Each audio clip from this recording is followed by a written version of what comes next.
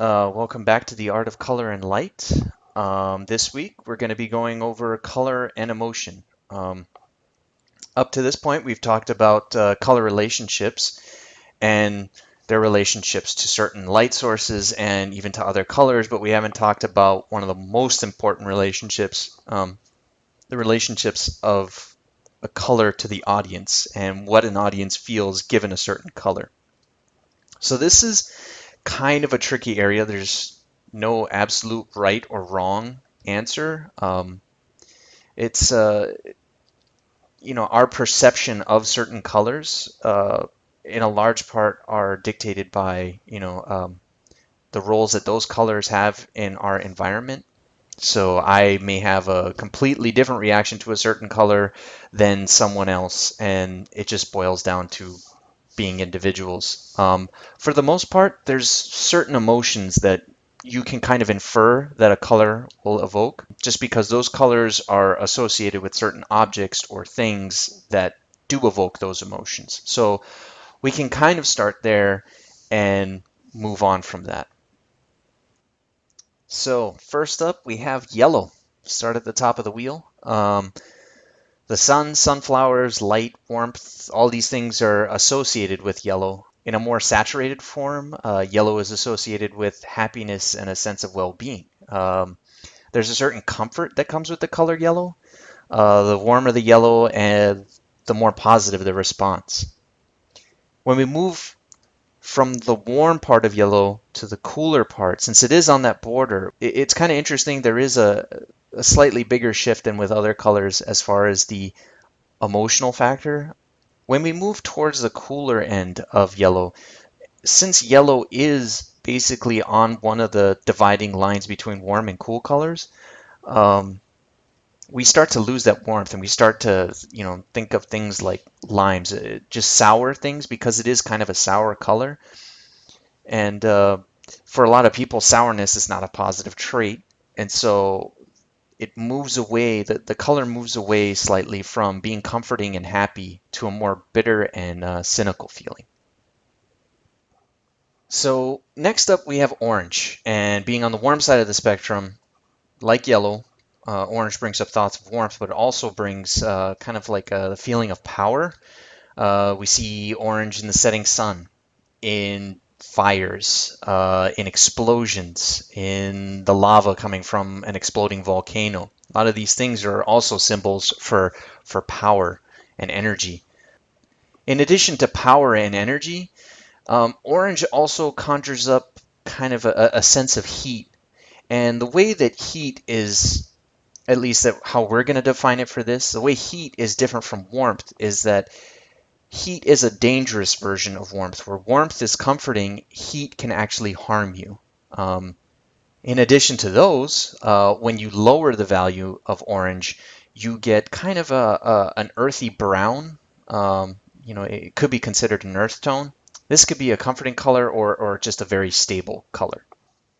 Red is probably one of the more intense of the colors. It just kind of, it has a way of anytime it's in a scene, your eye goes right to it. If it's in its full intensity, it's pretty hard to miss. And some of the things that come up when we think of red are equally strong. So love, violence, anger, intensity, blood is red.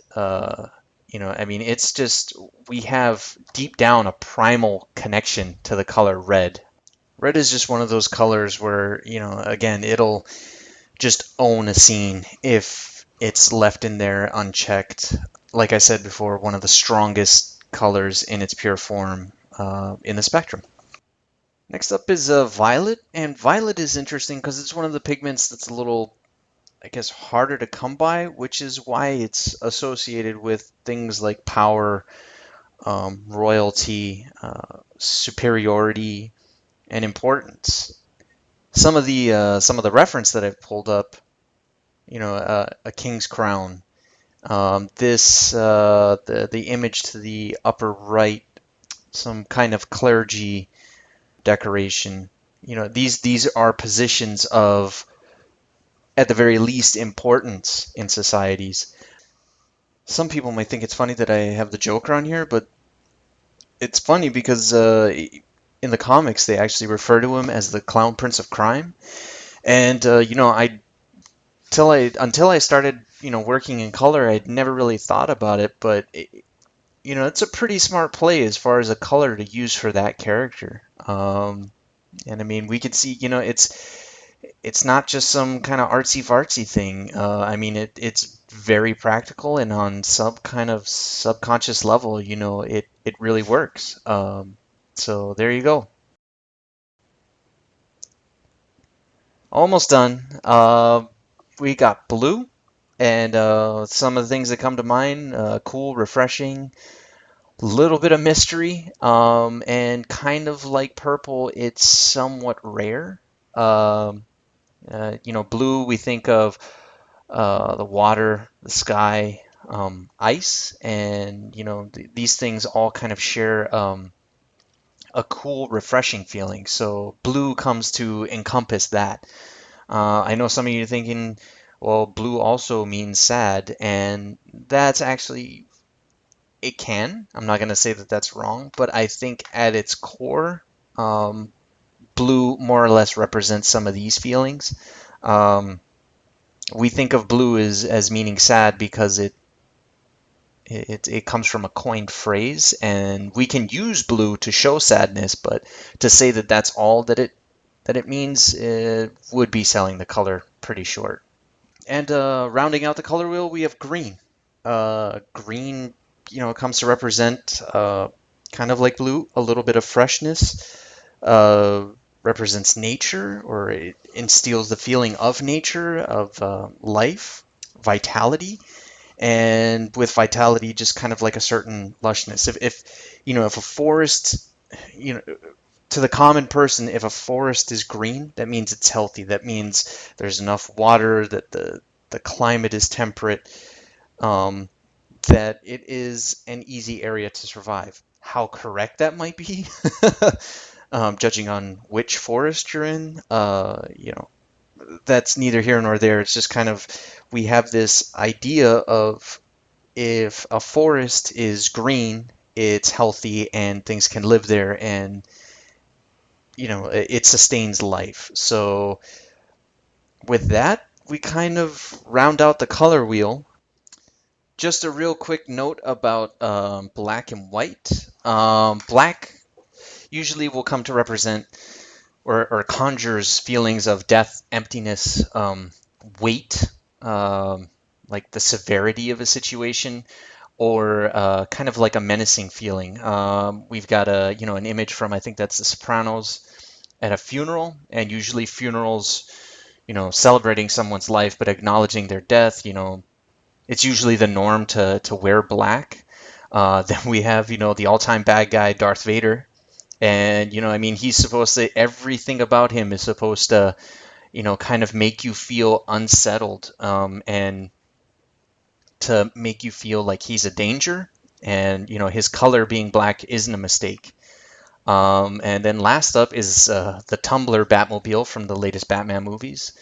Um, Again, Batman is, his character is trying to intimidate criminals, so he basically wants to be the bad guy to criminals. He wants to scare them.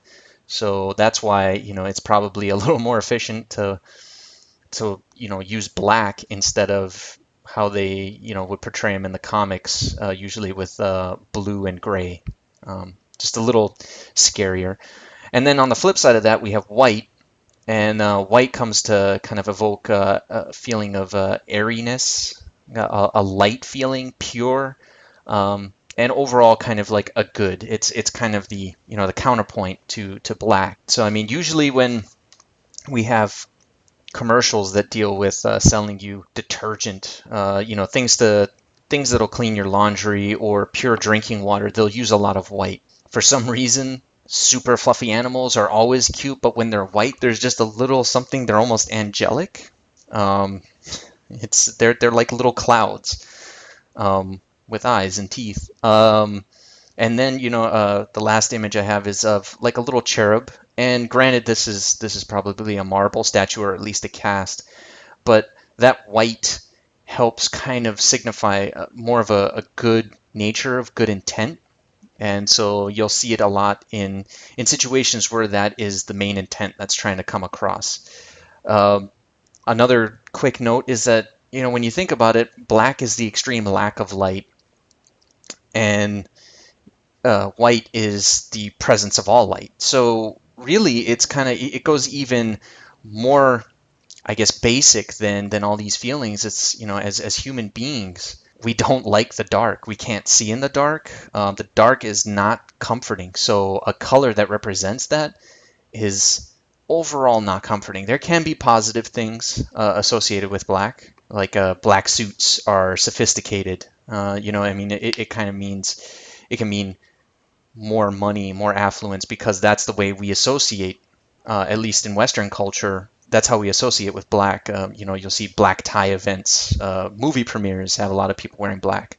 Um, White being the abundance of light. That's just comforting to us to be able to see our surroundings is a big plus for humans. And again, we're just conditioned to be like that. Sometimes white can, signify death, but usually it's more of a celebration of the life. But again, this is all up for grabs. I mean, it depends, how that color relates to your culture, really. So these are just kind of guidelines.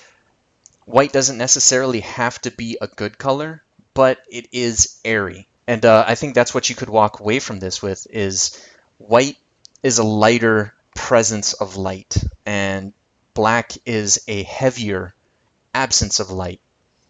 So we can kind of start there, and black and white, we can use them on their own, but how we use them with other colors is actually a better way of conveying what we want our audience to feel. So we've talked about, the color wheel and the main colors individually. And then we've talked a little bit about black and white and kind of overall what emotions they're kind of linked to. Again, just as a starting point. But what I find a little more, I guess, important is qualities of color. You can use any color, but it's the qualities that you give it that almost have a bigger impact than the color itself. And so first up, we have saturated colors. Now, what do saturated colors tell us? Well, we associate saturated colors with healthy, lively, safe. It's something that's saturated is new because the color is not faded. These are just some of the words, but I mean, food is one of those things that when it's photographed under the wrong type of light, it does not look appetizing. But if you photograph it under the right type of light and you let all the colors kind of come forward and actually be super vibrant, I mean, you really do get a sense of, oh my gosh, this food looks really good. I want to eat it. It looks safe to eat. It looks like it tastes delicious. That's you'll see a lot of pictures. I mean, you rarely see pictures of little babies for advertisements, and they're grayed out. Yeah, babies being, it's just the embodiment of a new life. They are new life. Having them be super saturated with the rosy cheeks, their skin being really vibrant, it just sells the idea of a healthy baby. You see a baby that's, blue in the lips. It just doesn't look healthy, doesn't feel healthy. So it really is one of those things where I've heard, a number of times it's like you don't look so good, you look pale, and that's because just over our evolution we've come to associate saturated colors with a bounty, with like just basically safety and a place to live. It supports life is kind of what saturated means, and so we get a plethora of positive emotions from that. Unsaturated colors, on the other hand, usually when something is dying, something is sick, rotting, or uncared for, color like just fades from it. I got pictures of dead flowers. They're losing their vibrance. The moisture is leaving them. There's not nutrients going there to support the cells to keep growing. So, among other things, color fades. I got a picture of a mummy. Um, you know, person's dead. There is no color there. There's browns. They start resembling a piece of the earth and not so much. I mean, if you look right above that mummy, that baby is on the opposite end of the spectrum as far as color and I'm guessing age. Um, foods that aren't photographed in an appealing way don't do as well in magazines and whatnot. And these strawberries and other fruits, they're all kind of they're spoiled. They're starting to rot. And again, this kind of clicks with all the words that we associate with unsaturated, which is sickly, dead, abandoned. I have a picture of an abandoned house. Nobody is there to keep up the house. Nobody is there to take care of it. So as it is right now, it doesn't look inviting. It looks like no one cares about it, that it's just kind of off to the side and it's dying. I mean, we really associate unsaturated colors with a lack of life and age. So now we can see what kind of happens with an image just based on the intensity of color. Now, this isn't to say that these are the only types of emotions that you can garner from saturated versus unsaturated. I mean, sometimes saturated can be a little too much.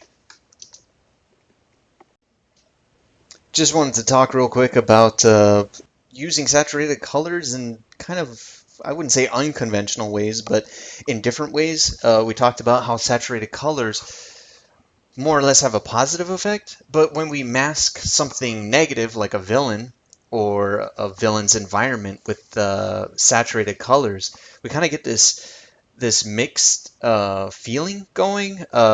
It's kind of like a wolf in sheep's clothing. You have somebody really bad wearing a color that's supposed to be signifying something positive, so it's a little unsettling with some of these.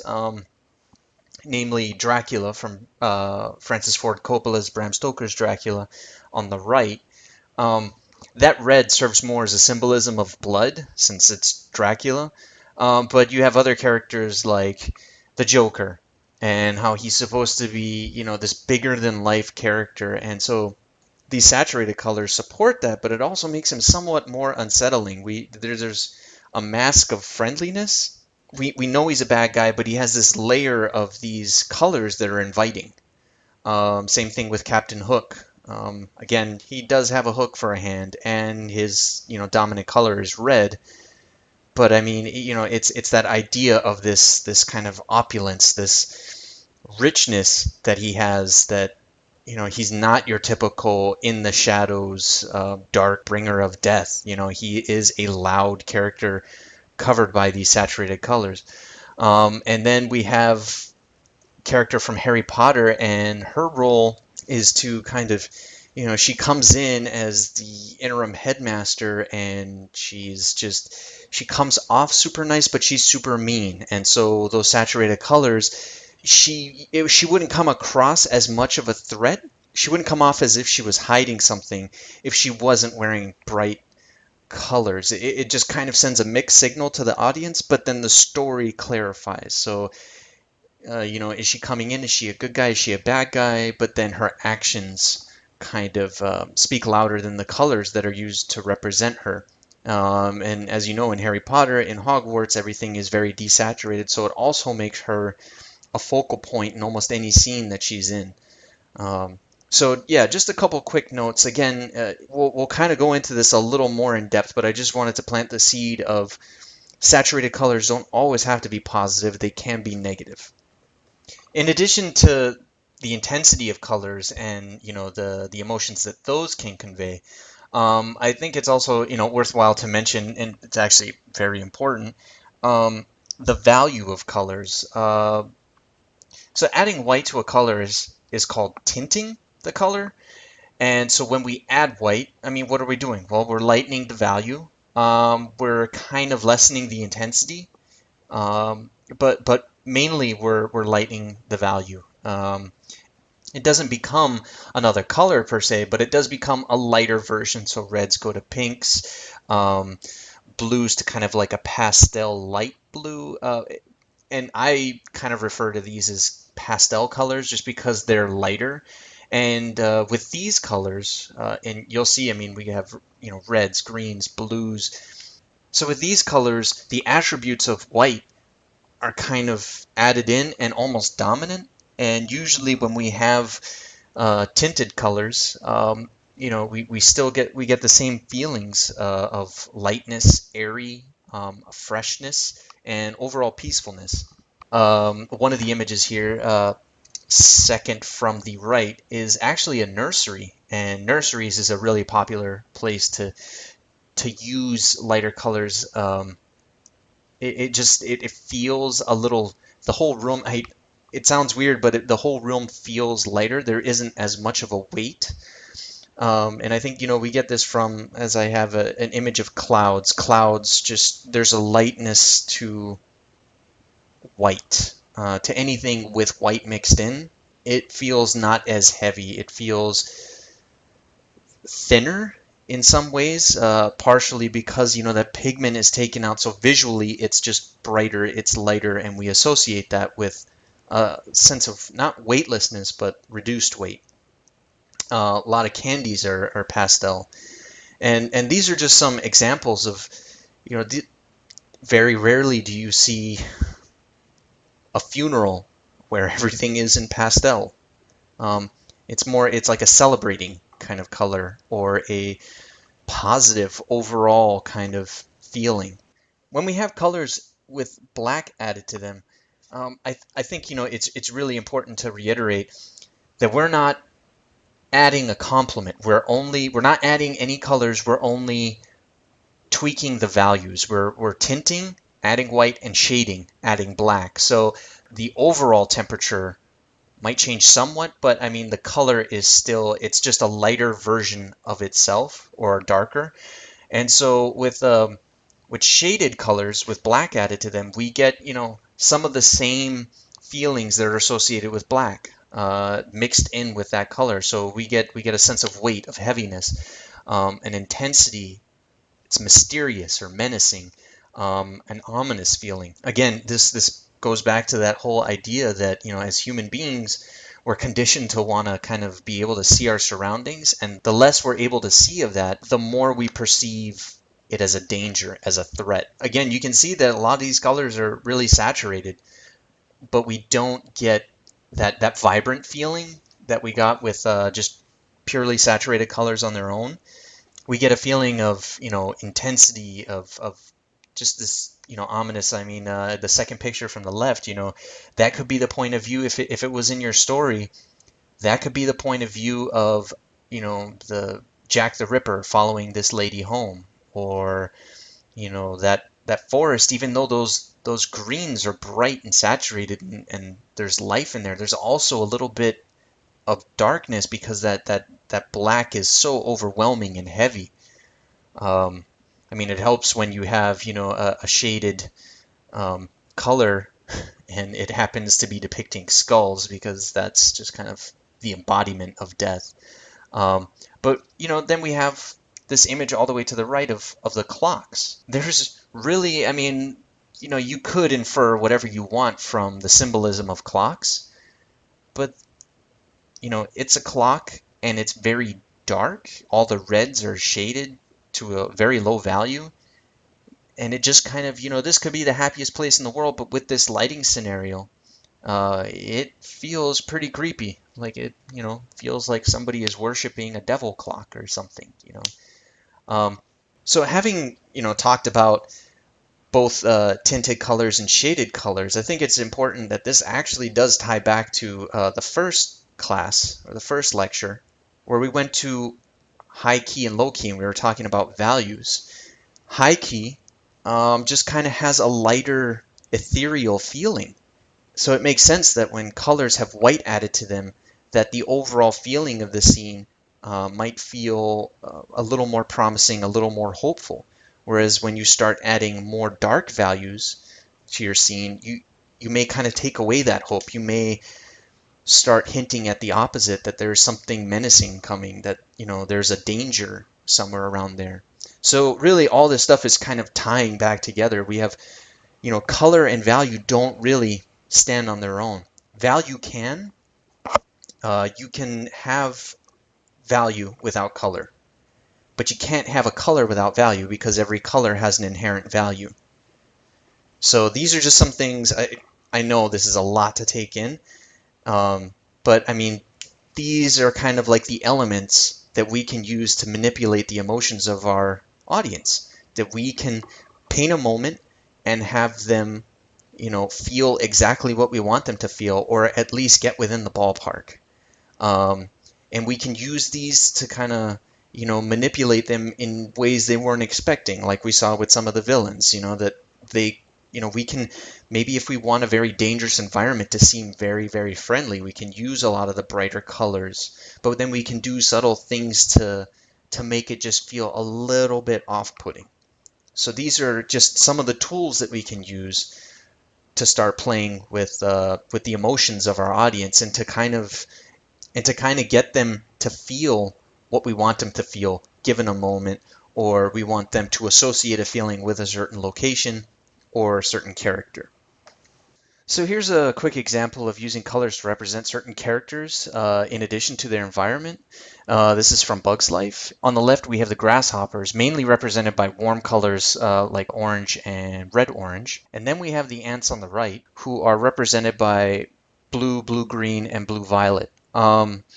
Sometimes they do share some colors. It's almost inevitable, but the sharing is kept to a minimum. And even the colors that they do share, namely the orange for the soil, it has a bit of the temperature of the ants' kind of color palette there, whereas the grasshopper's orange is warmer. We can see that their colors even represent their environments. The grasshoppers live in the desert. I think they live in a like underneath a hat in the desert, and their colors reflect that environment. And so anytime we see a large amount of that warm reddish orange color, we know one, it's the grasshoppers, and two, we know their environment. Anytime we see those colors, you make the connection to the grasshoppers, and that kind of gives the audience a subliminal kind of like nudge to say, okay, these are bad guys. Bad things happen when this color pops up. Um, on the flip side of that, anytime we see blue, it's a little more comforting. The blue greens, the blue violets, they're way more comforting. That's home. That's where our hero Flick. That's where he feels safest. So anytime we see those colors, the audience feels a little more at ease. So that's just one example of colors used as a signifier for characters and for location. Now, in live action, you can kind of get the same thing, but because you don't have adjustments for every single tiny thing that's in your scene, because they actually physically exist, you're kind of limited to what's in post processing, which is a lot, but still, it'll be more in the range of what we have here, which is Star Trek, the J.J. Abrams version. And you'll see on the right we have Nero. I think they're the Romulans, and it's pretty much like a green and kind of like the families of green. So you have green, greenish yellow, and a blue green.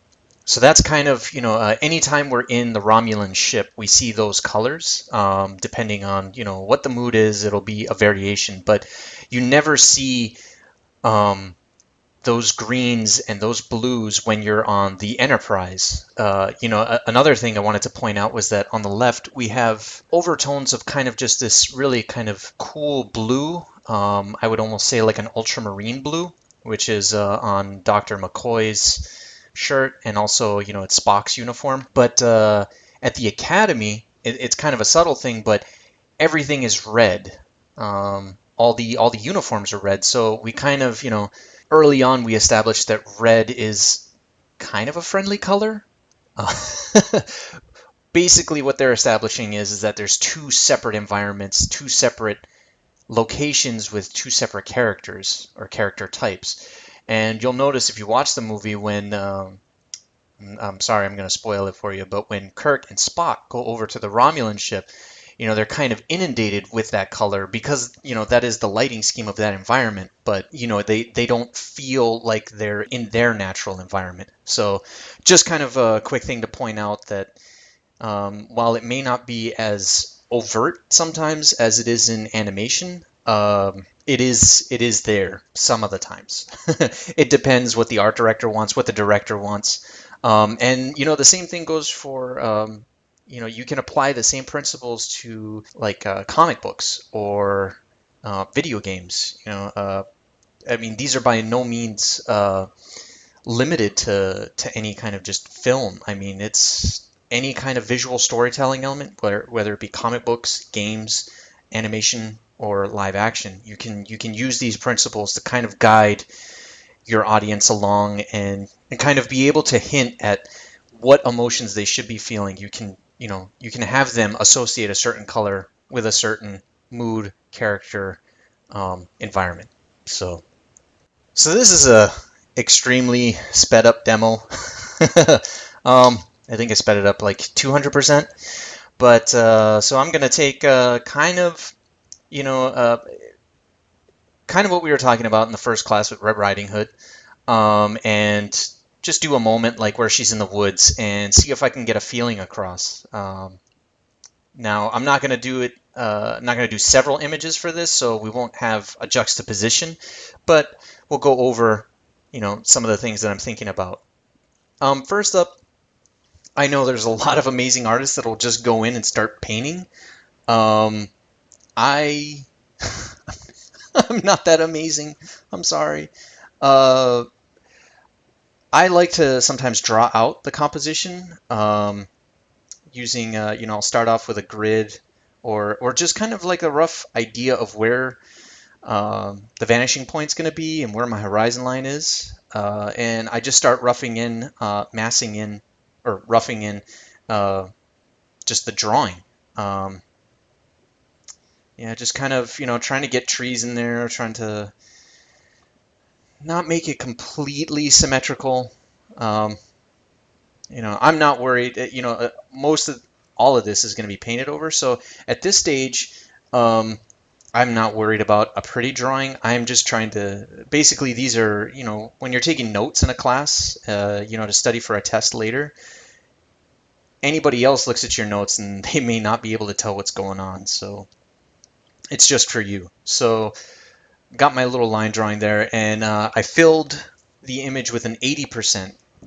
Normally I don't do this, but I thought it would be interesting to try it out to show you guys. I'm planning out my values. I'm not going to paint over this. I'm just going to use it as a reference point, and I'm working fairly quickly. Again, I'm putting down the 80, 60, and a 30, and I'll work within that. And so what I'm going to eventually do is I'll use this as a reference.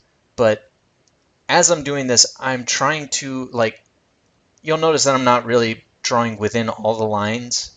What I am trying to do is create shapes within these values to shapes that are interesting, shapes that aren't, matching up, I guess, repetitive. Uh, Going in with a slightly darker value. I mean, really, you look at this, and if you omit the lines, I'm only working in 3 values, knowing that eventually I'm going to want to, punch or add a little punch with white or a super light color and a dark, my darkest dark and my lightest light. Real quick, I mean, this is just good for playing with ideas of, if light's coming through the scene. You see me trying to add it in, seeing if it works, but I think it takes away from what I'm trying to do in this painting. It would have been cool if, maybe there was a skull on the ground and I had a beam of light coming through and highlighting it. That would have been an awesome storytelling element, but I didn't. So I'm just concentrating on Red Riding Hood in the forest. Now I've copied that basically that value study, and now I'm going into color. I've got my my line layer, and I'm going to be painting under that for a little while just to kind of have it as a guide.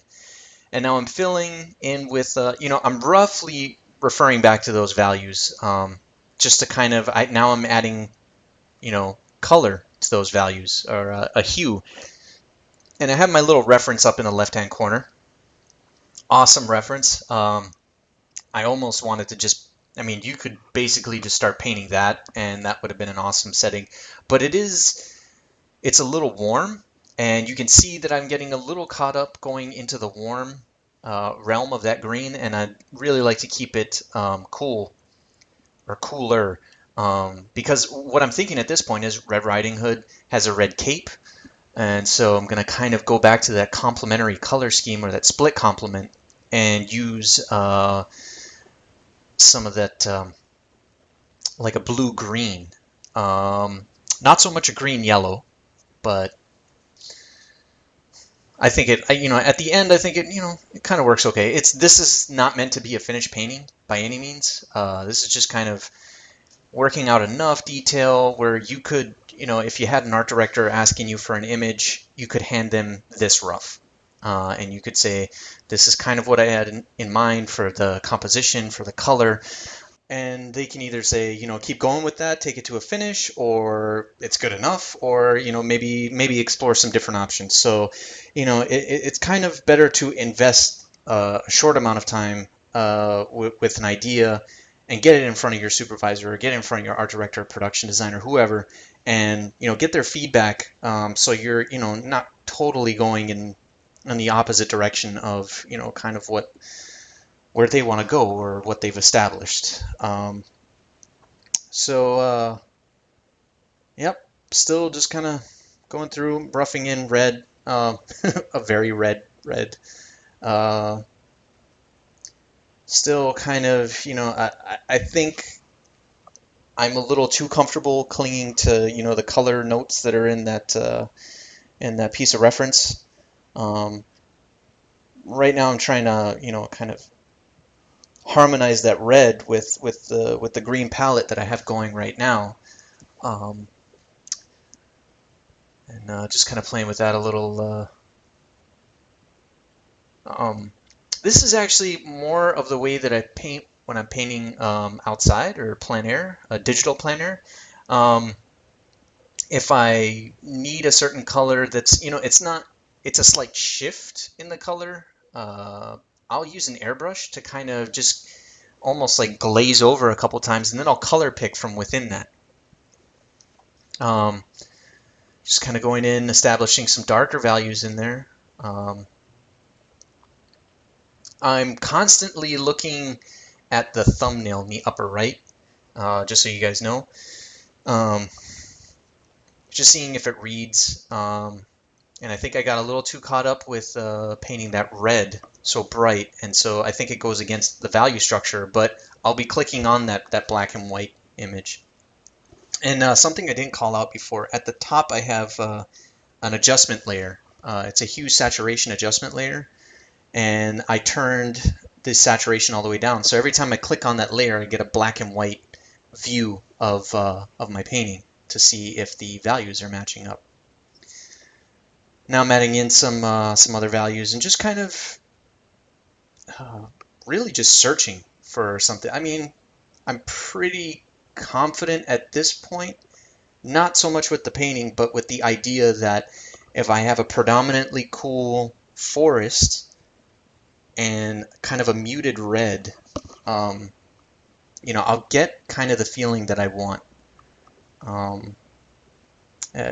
Something that I've recently started doing more of is I used to, kind of get precious with, lighting effects and, fog and mist, and getting really nice gradations and color and stuff. And while that stuff is great, I'm kind of leaning more toward a more of a graphic approach. I'm not worried about the subtle transitions, I should say, of colors. I'm trying to get, the masses of color in there, and I think I've done so many kind of like taking paintings to a rendered state that I'm fairly more comfortable with a looser block-in, just because I know that, given enough time, given enough layers, you can make anything look presentable. So at this point, I'm I'm concerned somewhat with my mark making, but it's, if I had like 5 things on my mind right now, it's number 6. Um, it's there, but it's not near the top. I know it's not a pretty painting. We're just worried about color. So I felt I was clinging a little too close. So what I did was I was clinging a little too close to the palette of the reference, which I kind of don't want to do. And so what I did was I created an overlay layer, um, and just started painting some blue into it, switching it on and off. You can see the difference there. Um, I started doing this recently, just looking at some other painters and stuff, other digital painters, and kind of, it's just it's another way to blend colors or to come up with colors to pick from. So, and because I'm not, just doing a straight up study, there's going to be some guesswork. Um, so now I've kind of, I've decided I've got a decidedly cooler green setup. My red is still not quite working. I think it is towards the bottom, but I think my issue at this point is because that overlay layer really kind of harmonized everything. Um, Now it's just kind of my value. So going in and kind of just getting a light side to the tree. In the reference, I was kind of pointing at it real quick, but because it's so sped up, it looked like I was scribbling over the reference. But um, I don't know why I'm noodling. I'm painting leaves like it's important. It's not. Shouldn't. So this is where you can see that I'm clicking on and off that layer to kind of see, okay, this is what I originally had in mind. This is what read really well. So now I need to go back to that, and you'll see I'm adding some little holes for the light to peek through. Um, Sorry, I forgot what I was saying before, but probably wasn't that important. There I go, darkening up the red, um, and I'm gonna mess with this for a while, longer than I should. Um, yeah, just kind of. I think this, anytime there's a character in an environment, unless you really don't care about characters, I think people will want to invest a little more time in the drawing of the character so it doesn't just look like a red splotch. um, I'm fighting that urge still. Trying to, I worked a little bit on it, but again, I'm looking up at that thumbnail in the upper right, and I'm just trying to kind of use that as a reference. And if it reads from that far, I'm doing okay. So I don't need to go in and render more.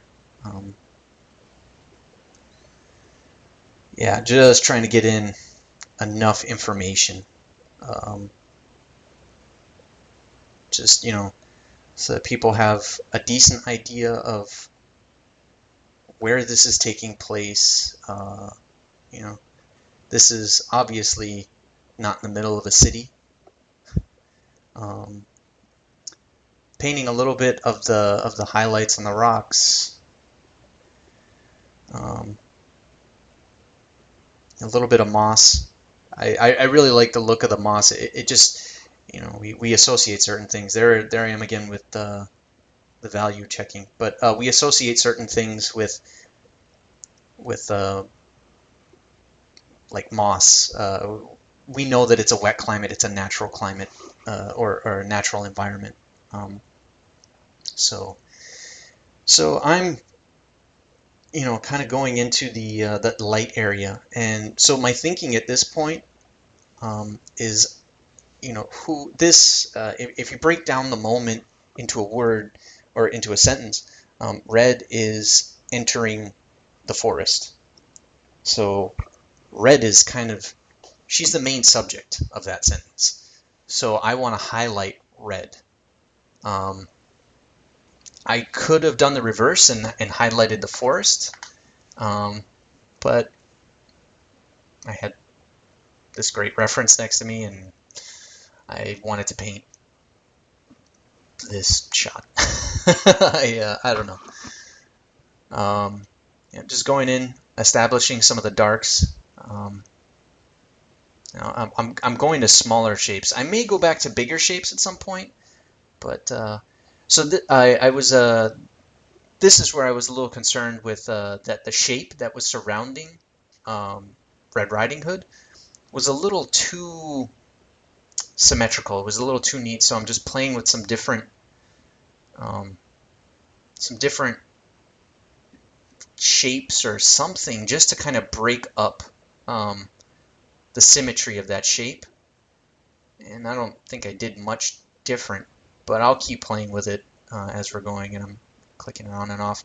Now my values are lining up a lot better, so value-wise I'm in a good spot.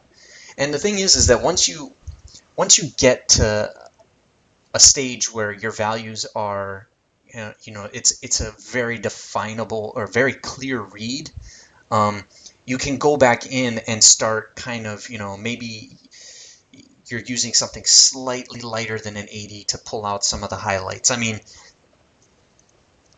as long as you're not breaking that structure, as long as unless it's like a focal point, as long as you're not introducing like a 60 into that 80, and when you squint down, that all the values remain separate, and they don't look too spotty, you're in a good spot. So, but again, it's kind of like if you establish just the overall broad stroke, then you can kind of go in and start doing the details. I'm still working on, it's weird. It seems like sometimes the more you work towards getting something to be asymmetrical, the more it gets symmetrical. Maybe that's just me, but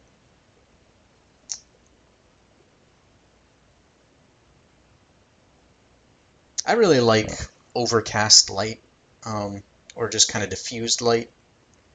It has a certain appeal. Kind of, I'm painting in a little bit of I guess like a stream, or just where water has rested in between these two kind of banks. And I find, it's just as a compositional element, it is kind of like a zigzag that leads you into the composition. And so it goes from the foreground into the, right to where red is standing. So going in, just kind of getting just trying to make that area read. I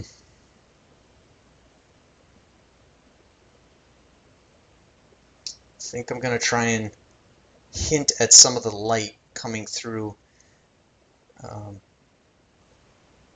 leaves. It's a little bit of the, leaves, if you remember from the other lecture, is, leaves they have subsurface scattering.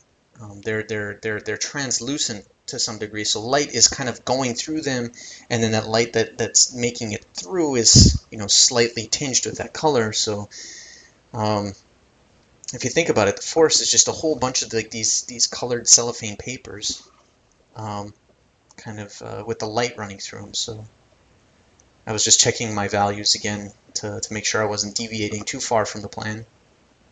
I mean, it's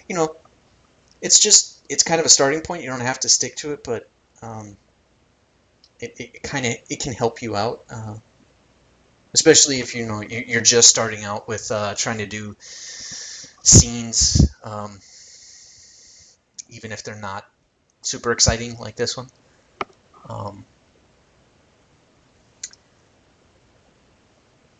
Yeah, just kind of,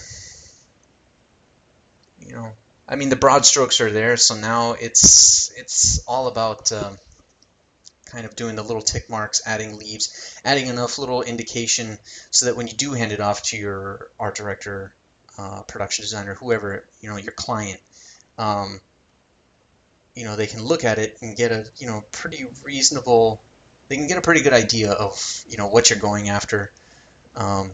And really, after you show them, all you have to do is really just kind of, if they want it rendered, you just have to render it or just do more suggestion of detail. Going in, trying to get a little bit more of that layering effect in the background. I find foliage, for me, um, plants, trees, leaves, extremely hard to paint. I can never seem to get the right um, shape. So finally broke down going into red, trying to paint her out a little so we don't just have a blob sitting there.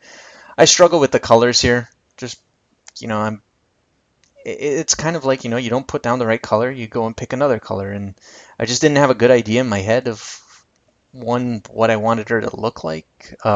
So I put her face in shadow, um, but also what she was wearing, the color of the clothes she was wearing, and yeah. So I mean, sometimes it's just about. I heard a really good quote from somebody. They just said, "Hurry up and get it wrong, because you're going to get it right, but you'll get it right after you get it wrong, after you know what you have to accomplish."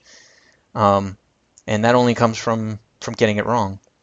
Of course, it also comes from experience, but that means you've gotten it wrong a bunch of times. So, uh, yep, just going in.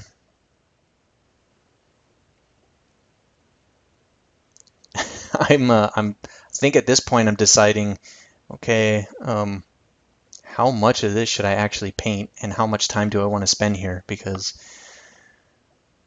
this is just more about the moment and the emotion. And in terms of emotion, I am cheating a little bit, because anytime you have a character with their face partially covered, it's somewhat ominous. So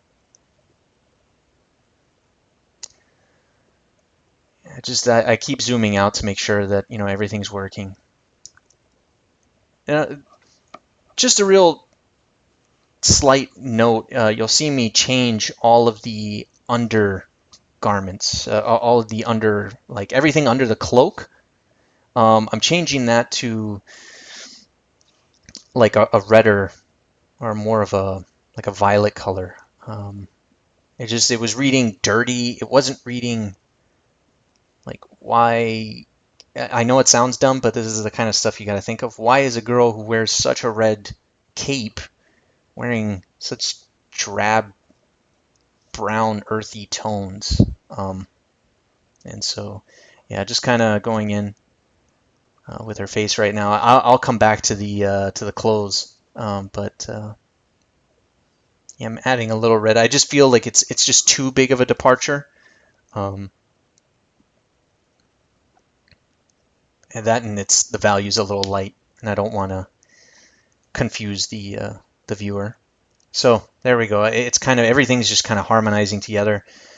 I painted a little bit of highlight on her face, but I am gonna go back in, and I was playing with the idea of having like a little bit of dappled light on her face, but yeah, if it's a dark moment, if it's a dark moment,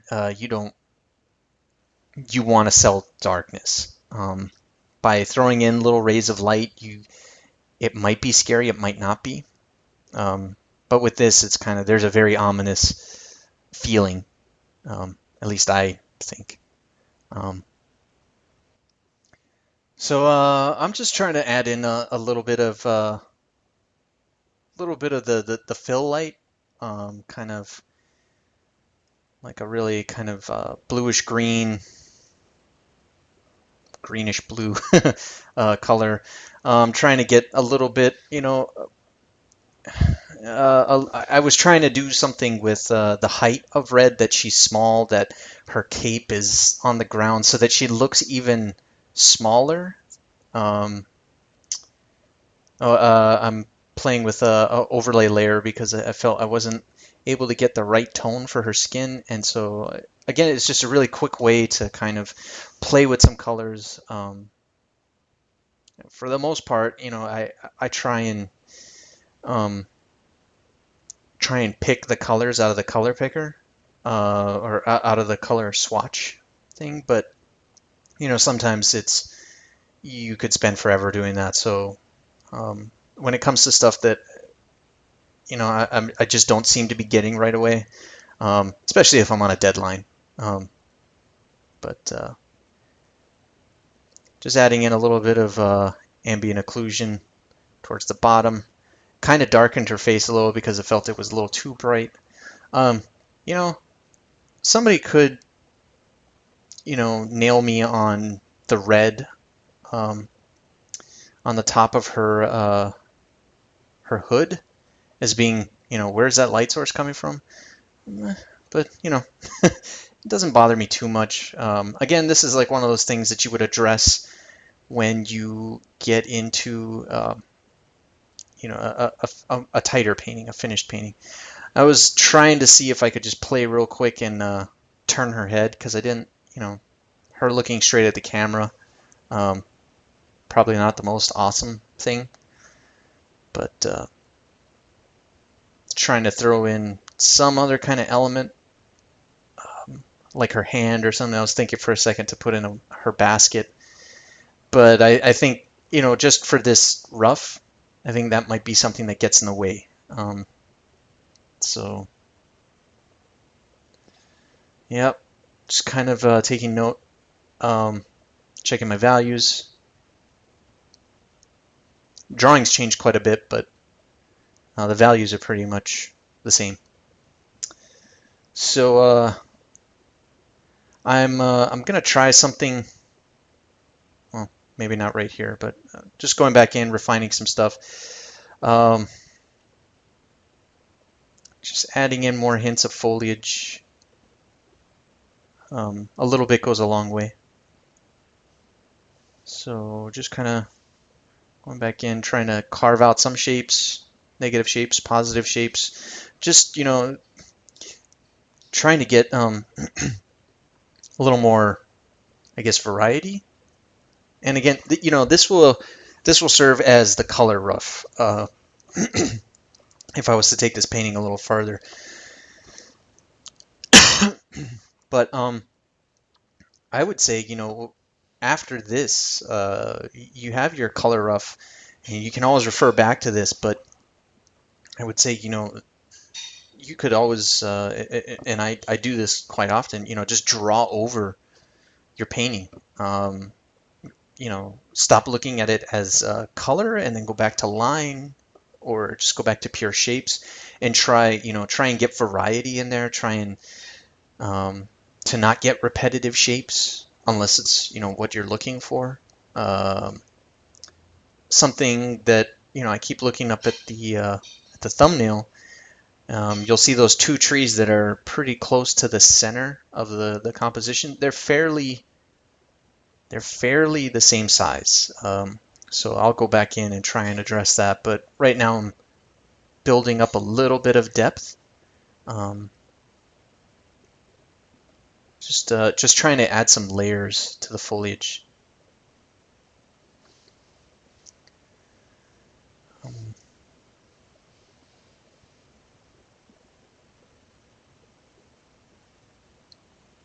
I don't know if this is necessary for a color rough to, try and indicate those leaves, but I think what I was thinking at the time was, forest is made up of a whole bunch of soft edges. So I'm not using a soft brush, I'm using a hard brush. So how do I get a soft edge? And that's by doing, smaller shapes that kind of dissipate.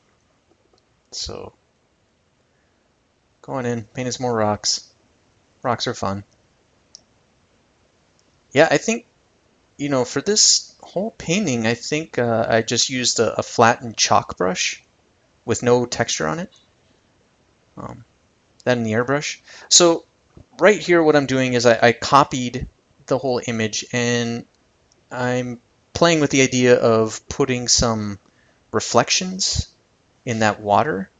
And I have it on a lighten mode, but I think it's just, I'm blurring it And I think I just decided it was a little much for what this is supposed to be, which is, it's it's a rough thumbnail for a color comp. Or, yeah, I guess you could call it a color comp. Um, Seeing if I can adjust some of the trees back there. Again, working at, I'm still trying to make that, basically that frame around her of lighter values. I'm trying to make that a little more, I don't know if interesting is the right word, but a little less symmetrical. Going back to my black and white, double checking, making sure everything kind of just reads. Trying to figure out something to do with that, those trees. I think I'm starting to see it. A lot of times you'll have, problems in your painting, and you don't see them. And so that's why it's good to get feedback from somebody, or just, sometimes if you have multiple assignments, just start working on another assignment and come back to it. And maybe you'll see it then. Actually, I'm seeing stuff now that I would want to have avoided while I was painting this, but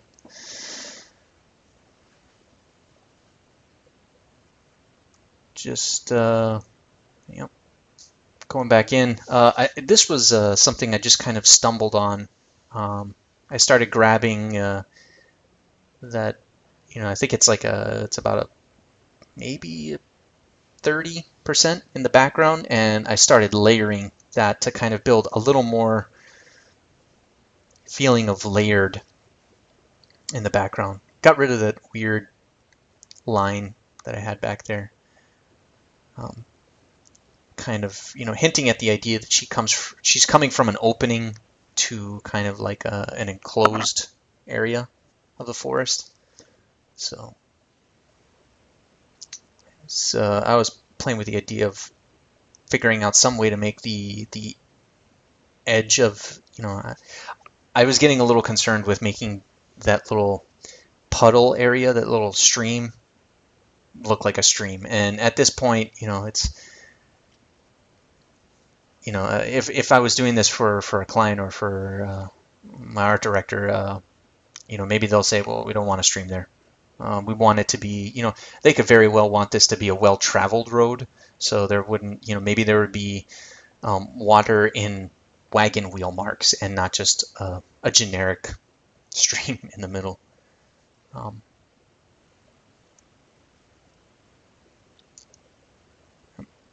Just playing with the shapes of some of those trees in the background.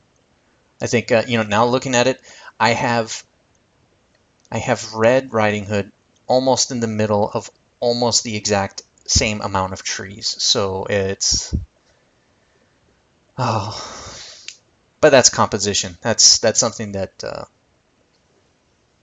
I'm continually working on. That and painting.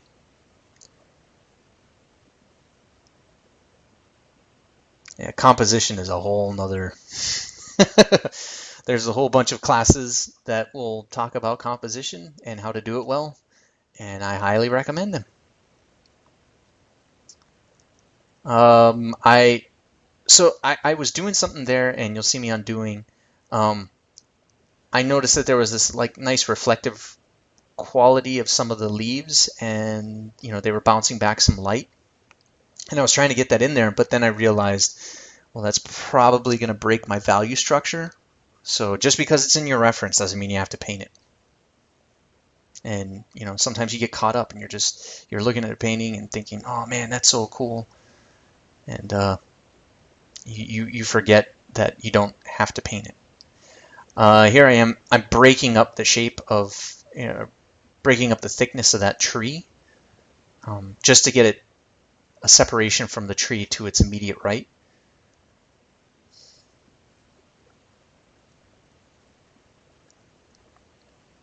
Adding in some, trying to get some shape of something back there. It doesn't, You don't need to know exactly what it is at this stage. It's some kind of tree, some kind of foliage.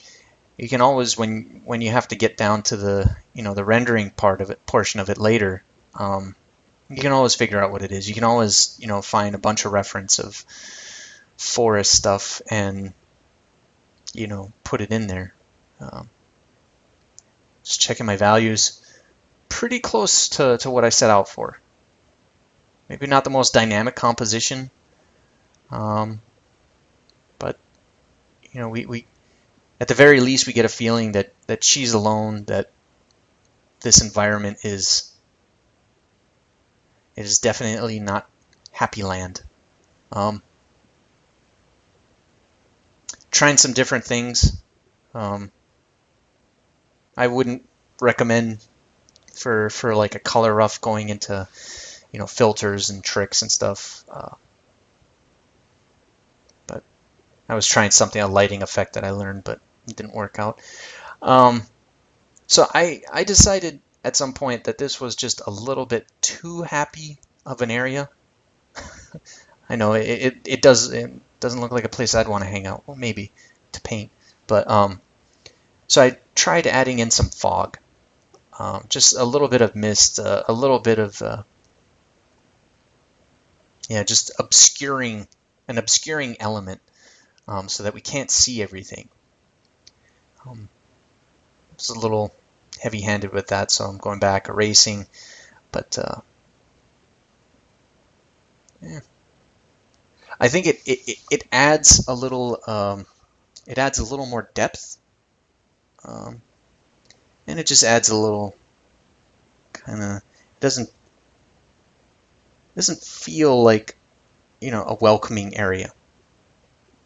Just kind of clicking it on back and forth, seeing if I like it. I think that's about it.